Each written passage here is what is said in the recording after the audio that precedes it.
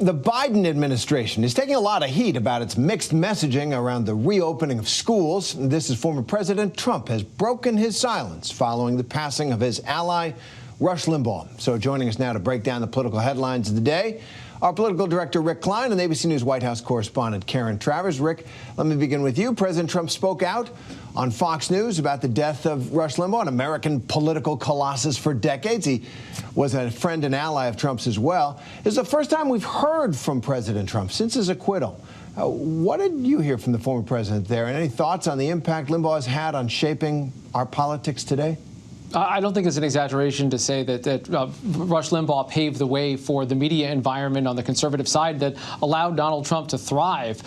Rush Limbaugh came before Fox News, and he came before that famous escalator ride that President Trump referenced in his tribute to Rush Limbaugh today. Limbaugh understood something about Trump and boosted and elevated a lot of the same ideas, concepts, conspiracy theories, far-right policies along the way. And I think, as President Trump said today, he couldn't have gotten where he was without the stamp of approval from Rush Limbaugh and his massive radio audience across the country. So many cars heard talk about Donald Trump taken seriously as a presidential candidate long before many media organizations did the same. And I think notably, Terry, you heard President Trump today say that Rush Limbaugh thought that I won this election. And by the way, I thought the same thing, he said. He wrongly, falsely perpetuated that big lie, that ultimate lie that led to his impeachment, indignant all the way through the rest of Rush Limbaugh's life and even now into this post-presidential period by President Trump. It seemed to me almost a fitting tribute to say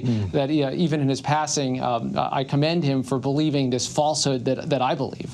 Rush Limbaugh, the original troll in many ways, changed the way we see and talk about politics for better or worse. Let me go to Karen on Biden in his town hall last night. He fielded a lot of questions about schools. He was forced to clarify his administration's messaging on his goal to open schools in the first 100 days of his administration.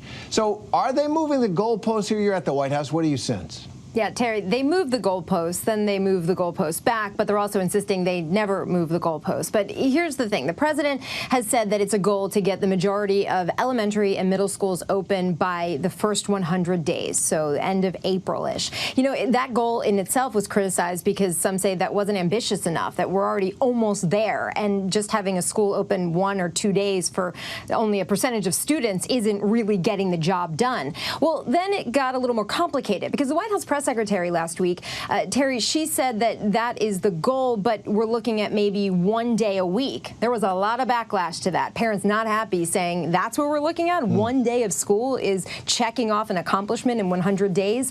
Last night, the president called that a mistake of communication, sort of throwing the comms team under the bus there, and said that no, the goal is still to get the majority open. Jen Psaki, the White House press secretary, also saying, yes, they do want to get 5 days a week, but still, they are facing a lot of tough questions about this and a lot of criticism about how they're doing this, what the reopen plans are, and getting a lot of pressure now to try and do this safely and get students and teachers back in the classroom.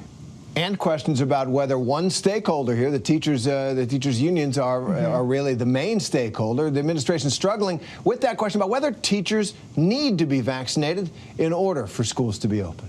Yeah, this is a very big source of tension between teachers, unions, and school administrators, the issue of vaccines. Now, we should also note there are a lot of teachers who've been in the classroom since the start of the school year, and they, of course, have not been vaccinated. But we're seeing this play out in a lot of big cities. And the CDC last week released those long-awaited guidelines about school reopening, and they said that teachers should be prioritized, but they don't have to be vaccinated to go back into the classroom.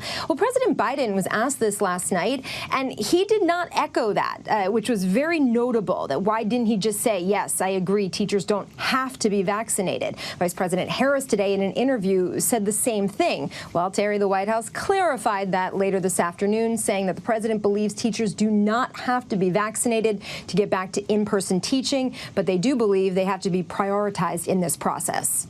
The back and forth showing the political cross pressures. And so, Rick, what's your take on the politics surrounding the schools issue? This is enormously complicated because it's one of those issues that I think cuts across party lines. Parents want kids back in school broadly. They want it done safely. But every time you set up a metric like this, you find new complications. And I thought to hear President Biden outline the issues involved with ventilation systems, with making sure that cafeteria workers and bus drivers are made safe. He even raised the prospect of needing to extend the school year into the summer, adding classrooms, adding teachers to be able to have reduced class sizes. That is just not a practical solution. And I'll tell you, at this time where he's trying to corral Republican support for a COVID-19 bill, the fact that teachers' unions appear to be an impediment to school reopening in so many parts of the country, that is a galvanizing issue for Republicans. It's going to make it easier, frankly, for Republicans to oppose some of the COVID relief that the president is fighting for. I do not know how they square this circle. It is a difficult one. And I'll tell you, if we go well into next school year with schools largely not reopened, that is a prime political issue for the midterm elections. And for parents like you and Karen and me and Diane and all of us, so all parents across the country, it's a critical issue. Rick Klein, Karen Travers, thanks very much for being with us. Thanks, Terry.